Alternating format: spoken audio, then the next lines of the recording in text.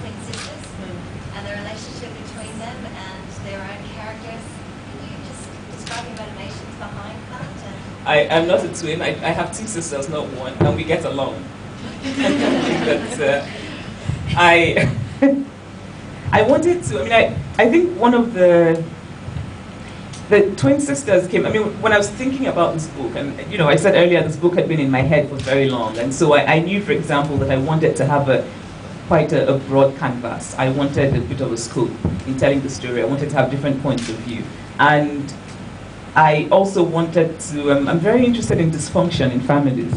And maybe because my family is sort of fairly ordinary and relatively happy, and we don't seem, our dysfunction, the level of our dysfunction is quite low, disappointingly low, I think. And so because of that, I'm just really interested in and just the subtleties of how family relationships are just really interesting, and about power, and when I was thinking about this family, I wanted to have a family that's privileged, because I needed to have them be educated, be in positions of sort of power, that sort of thing.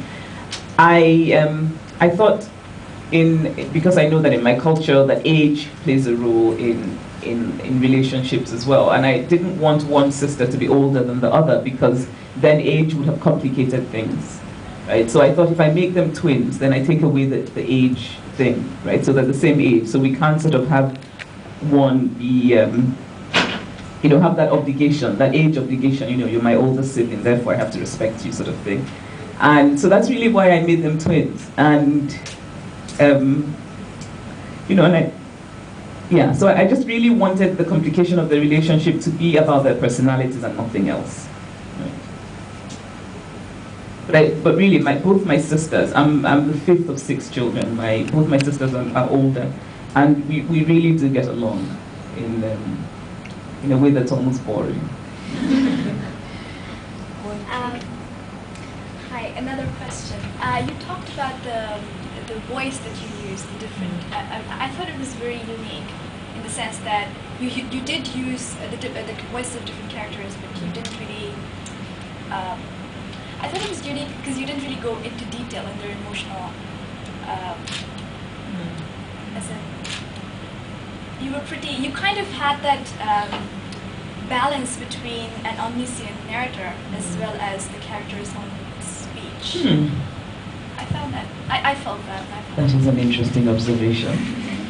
Perhaps not one I share, but no, I do. I sort of imagine that I was in their heads. I've never liked the omniscient narrator. I find it a little too easy. I mean, in the sense that one writes, one plays God, right? But I also don't like to play God in the text. I don't. There are lots of writers whose work I respect who do that, but I'm just not interested in doing that. So what I imagined was that I was looking at that each time I went into a different character's point of view, that I was also in their head. But the wonderful thing about literature is people have multiple interpretations, so yours is just as valid. I wanted to ask you, since you are a young African author, do you feel that international audiences are now more accepting of books written in English by people who aren't English about very, very regionally specific events and stories? Do you feel that international audiences have changed?